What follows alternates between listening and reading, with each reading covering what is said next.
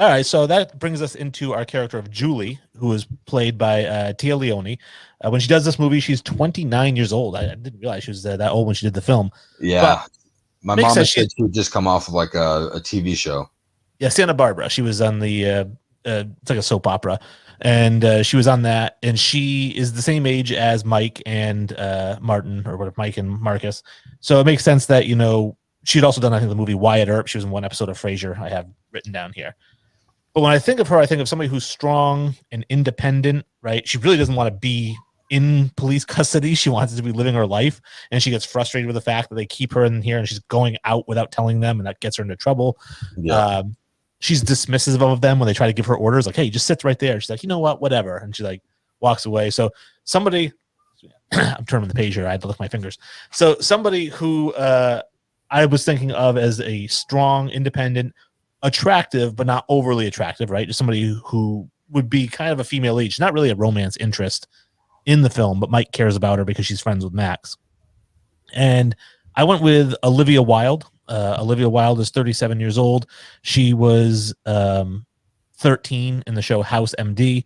She was in Cowboys and Aliens as the lead female. She was in Tron Legacy. She was the girl he brings back at the end. She's married to Jason Sudeikis. She's got very pretty eyes. That's her big. She's got very pretty eyes, but she's the right age because she's 37. Like I said, my two guys are 38, 36, so she fits right there in the same age as them. She's attractive, but she's not, too attractive. Just very pretty. I thought she would fit the role, and I think her personality, the roles that she's played in the past, is being that person who doesn't want to be told what to do. Yeah, she has a wonderful resume, and being married to Sudeikis has got to be a fun time. But yeah, wonderful resume. What a good filmography for her. I didn't realize it kind of went so far back. But I think that looks wise, I went with somebody that probably had to be hotter. I found Tea Leoni to be very attractive in this movie.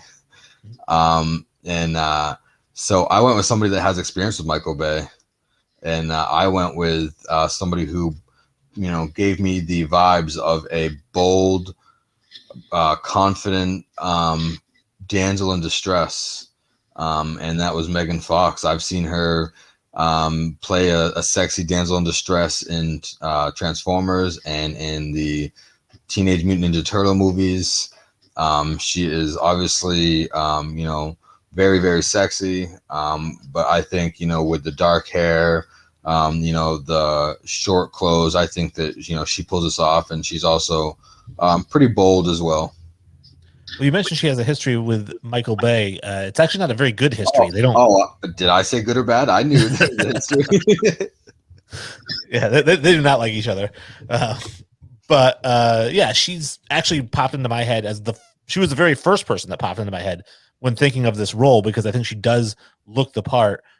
The only reason I didn't go with her, obviously, because my two main stars are so much older than her. I thought it'd be kind of weird to have that 38-year-old guy, like a 25-year-old. It'd be just like that weird, creepy vibe. So I wanted to go with a little bit older of an actress. But I think, for your cast, obviously, she's you have a little bit younger stars than I do, so she kind of fits in perfectly. And like I said, she was the first person I thought of. I think that she fits that role to a T. And if I had younger actors, I probably would have picked her as well. Yeah, I mean, and looking at the whole cast, you can't just look at certain people. I think we've done a few episodes of these already, and I mean, I made that mistake early on of just picking great people that I think fit that role and not the whole film.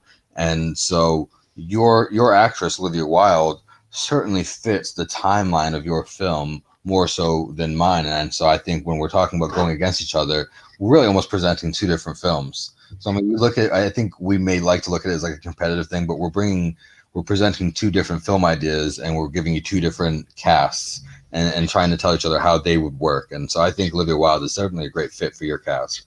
I don't think it would gel with mine, but again, that's not our plan or our plot here. It's to really display our own ideas.